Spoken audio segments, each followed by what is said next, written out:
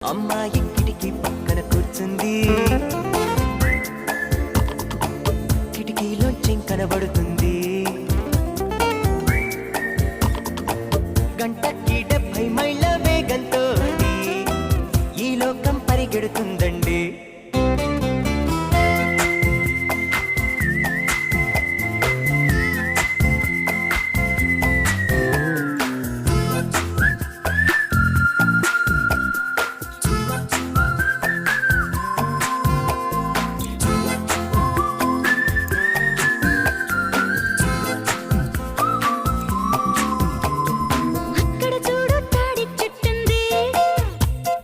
ఆకులు ఊపి టాటా చెబుతుంది.